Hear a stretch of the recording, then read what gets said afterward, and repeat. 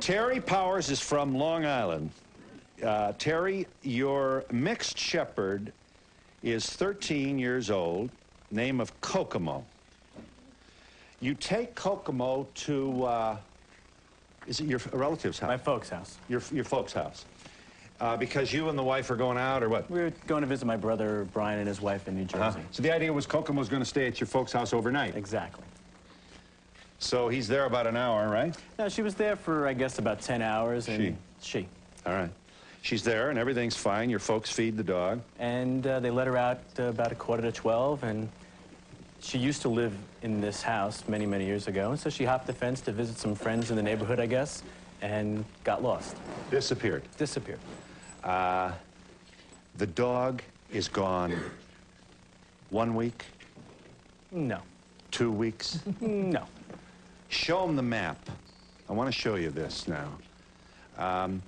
Now, East Meadow. Is that where your folks live? That's where my folks live. All right.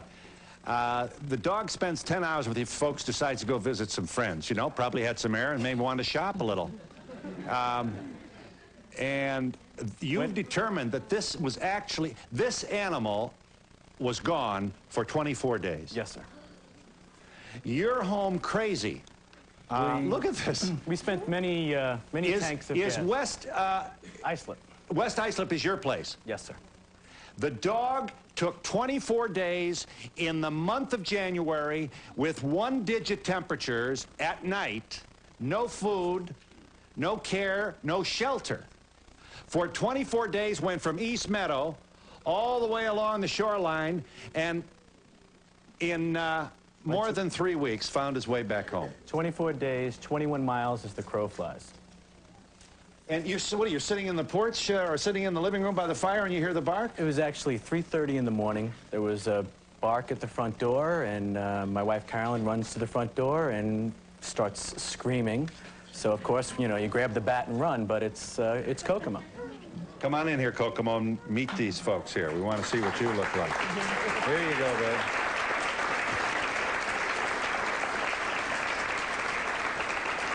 You can go get her. Look at how. I don't blame you. See, one of the problems with Kokomo is that she's mostly deaf. She's 13, and she got some major hip and leg damage during the journey. Mm-hmm. Show them this tape. Here's a tape of Kokomo. You can see the dog now. This is the tape, like shortly after the dog arrived home. Look at this. We are limp. We have veterinarians do not understand how she was able to survive. Her ears look bigger when she's skinny. But now, here she is back. So what is the legacy then? We have some hip problems, do we? Yeah, she has a dislocated hip. She lost a third of her body weight. I can feel. And other than that, she slept for quite a period of time, and try to get her eating again and getting her back in shape. But you didn't have to IV or anything? She just began to eat? The vet actually said that she was in remarkably good shape under the conditions. Like you said, I mean, single-digit temperatures, and one day in that 24 period, it got to 30 degrees. Yeah. It was bitterly cold. The wind chill -20, you know. And this is, if you do the sevens in dog age, she's 90. Right. So, in addition to her age, she was able to survive. And what did the vet say about radar and dogs finding their way home? I mean, that's well, fascinating. There's been a lot of hypotheses. It's the sun, it's the stars, it's scent. Now, I don't smell that bad, do I? Well, you know. I'll tell you what, the two Goldens that belong to me could find me in a dark room. There's no doubt about that. They will go down into 2 feet of snow and come up with like a child's glove or something. I mean, the nose is fascinating, really. But 21 miles? 21 miles, no. I don't think. So we don't understand. We know she went down to the shoreline, as the map showed, probably followed her way back along the shoreline, but how did she make the left tower? Was your wife not thinking about sleeping in scarves and then dropping the scarves? Well, we had gone, you know, we didn't want to lose hope, and there was an organization that said, try to put some things with your scent on it. So we had slept with those things that night to get our scent on them, because she had been spotted the day before about 2 towns away. So we're going to put that along the shoreline where you'd have to pass to get past the water, to see hopefully that she'd stay around that area, having smelled our scent. That is a very, very happy story. Dakota, your son... Kokomo. Kokomo, sorry. Dakota's over here. Right. I'm getting my cities and my states mixed up. Yes, you wanted to ask a question of... I'm sorry. Excuse me. You know, it's only my show, you know. My name is on the show. Are you a Yorkie? Are you a Yorkie?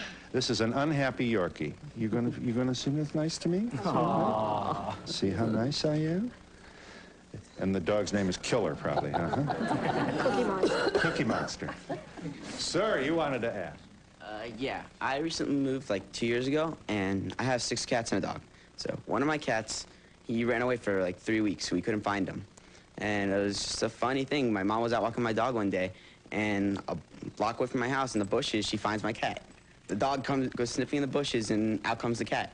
Well, we're glad. And she was all right? He was fine. He lost a lot of weight, but he was fine. It was just weird that for must have been 2.5 to 3 weeks, he was gone, and we had no idea where he was. We put up signs and stuff. We couldn't find him. Now he's home? He's home now. He's fine. He gained all his weight back. He's like 12, 13 pounds. But you want to say hello to him while we're here? yeah, his name's Checkers. Checkers, what's up? How you doing? Cats, I expect, though. Cats are smarter than dogs. Well, more stubborn then. A cat comes into the house under its own terms. We have a fashion show we want to share with you. We've got, and we've got also a very grim story about when was the last time you flew with your pet in a commercial airplane. We'll be back in just a moment.